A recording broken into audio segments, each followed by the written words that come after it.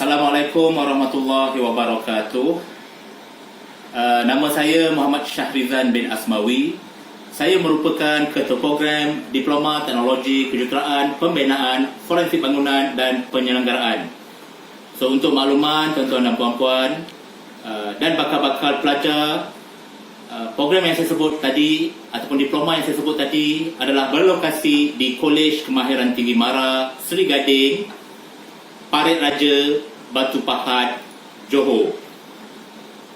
So, untuk hari ini saya akan memperkenalkan sedikit berkenaan dengan program Diploma Teknologi Kejuruteraan Pembinaan Forensik Bangunan dan Penyelenggaraan. So, yang mana untuk makluman bersama, diploma ini kita telah pun mendapat pengiktirafan daripada MQA sejak daripada tahun 2010 lagi. Okey, baik. Sedikit sinopsis berkenaan program ini, yang mana program ini adalah matlamat dia adalah untuk menerapkan pengetahuan teknikal dengan memberi latihan kemahiran kepada pelajar dalam bidang pengesanan kerosakan bangunan dan kaedah-kaedah penyelenggaraan serta kaedah-kaedah pemeliharaan bangunan. Okey, baik. So, yang mana pelajar akan diberi pendedahan dengan penggunaan alatan ujian tanpa musnah ataupun dikenali sebagai alatan NDT test, non-destructive test, terhadap konkrit bertertulang di dalam kerja-kerja penilaian kerosakan bangunan. So, seperti kita sedia maklum, terutamanya di Malaysia, struktur bangunan kita adalah menggunakan struktur konkrit bertertulang. Okey, inisiatif dan bagi program ini adalah bagi merapatkan jurang antara keperluan industri, kebolehpasaran graduan berkualiti tinggi dengan kemahiran yang mengagumkan bagi merevolusikan industri pembinaan di Malaysia. Serba sedikit berkenaan dengan kursus-kursus yang terlibat dalam program forensik bangunan ini. Antara kursus-kursus ataupun kursus specialized yang ada dalam program ini adalah Construction Equipment and Method, Building Maintenance Management, kita ada kursus Building Forensik, seterusnya kita ada kursus Forensic Reinforced Concrete, dan kita juga ada kursus Forensic in Construction Stage, dan seterusnya kursus Building Repair Technology. So, baik, pada hari ini saya nak tunjukkan sedikit kepada tuan-tuan dan puan-puan dan bakal-bakal pelajar yang mungkin akan menyambung di Kolej Kemahiran Tinggi Mara Seri Gading ini berkenaan dengan peralatan ujian tanpa musnah yang terdapat di bawah program forensik bangunan. So, selepas ni ikut saya ke Forensic Workshop.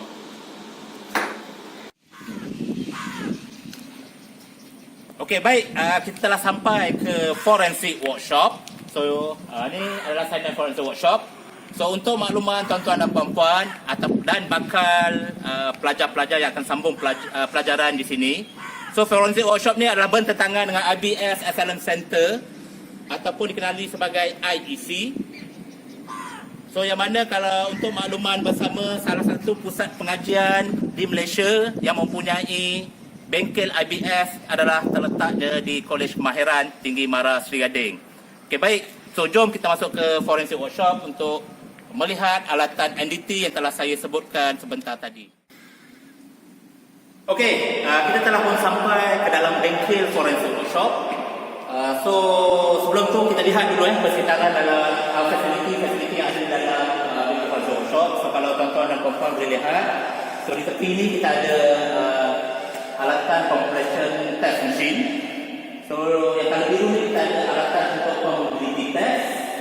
Dan seterusnya di tepi sini, kalau lihat di tepi sini kita ada concrete cutting machine untuk cutting cylinder. Dan seterusnya kalau lihat yang lain-lain, jom ke sini kita tunjuk. Okey, kat sini kita juga ada coring machine. So, yang ni adalah antara fasiliti yang ada di dalam Forensic Workshop berserta dengan meja pelajar, meja bengkel, workbench. So, itu adalah antara fasiliti yang terdapat di sekitar dalam bengkel forensik bangunan. Baik, tapi untuk hari ini kita akan lihat lebih kepada alatan NDT yang telah saya maklumat tadi. So saya akan terangkan sedikit detail berkenaan dengan alatan tersebut. Okey, baik. So berikut adalah alatan NDT yang saya akan tunjukkan kepada tuan-tuan dan puan-puan untuk pada hari ini. Saya dah keluarkan 3 alatan NDT yang ada, antara tiga alatan saja saya keluarkan hari ini untuk alatan NDT. Yang saya pegang ni adalah alatan yang dikenali sebagai rebound hammer. So yang mana rebound hammer ini digunakan untuk kita mengenal pasti kekuatan permukaan konkrit. So yang ni dia non-destructive test. Yang mana kalau kita gunakan alatan ni, dia tidak akan memusnahkan struktur bangunan kita. So saya tunjuk simple method je lah macam mana kita nak ambil bacaan pada alatan menggunakan rebound hammer ni. So mudah saja, kita attach saja kepada struktur konkrit kita. Kita push rebound hammer ni sehingga bunyi letupan klik. So dia akan memberi bacaan kekuatan permukaan konkrit pada struktur yang telah kita buat testing tadi. So tak perlu musnah. So sebab tu kita sebut alatan ni adalah NDT test equipment. Okay, baik, ini alatan pertama. Okey, seterusnya kita ke alatan yang kedua, alatan NDT kedua yang dikenali sebagai ultrasonic pulse velocity. So yang mana alatan ni digunakan untuk kita memeriksa kualiti konkrit menggunakan kelajuan ultrasonik yang merentasi kita punya struktur konkrit. So untuk alatan ni terdapat 3 metod untuk kita attach kita punya transducer. Yang kedua ni kita dikenali sebagai transducer. Satu untuk transmit ke dalam konkrit, satu lagi untuk receive ultrasonik di dalam konkrit. So baik, jom saya tunjuk salah satu metod terhadap sampel konkrit bagi penggunaan alatan UPV ini.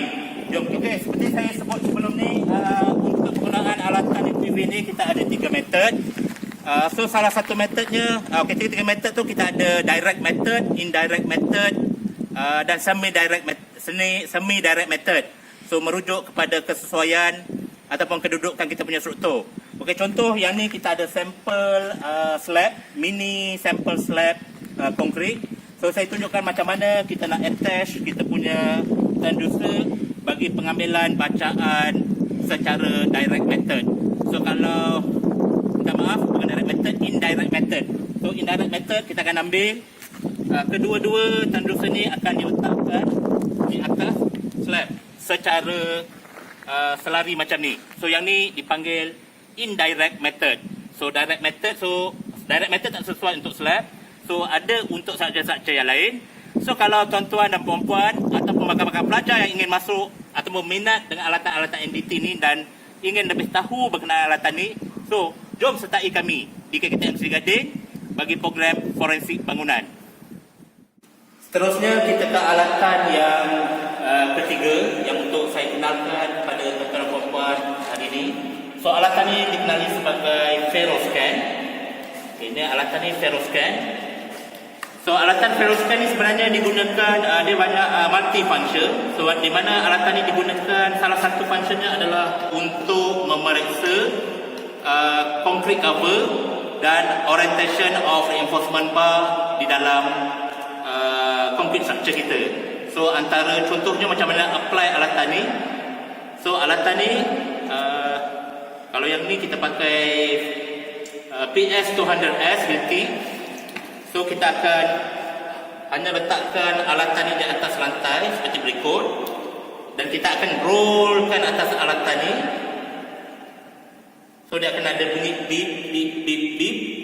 Kalau ada bunyi beep tu bermakna dia dah dapat detect reinforcement bar. So daripada bacaan tersebut kita akan dapat di manakah lokasi reinforcement bar di dalam slab ni dan kita akan buat penandaan.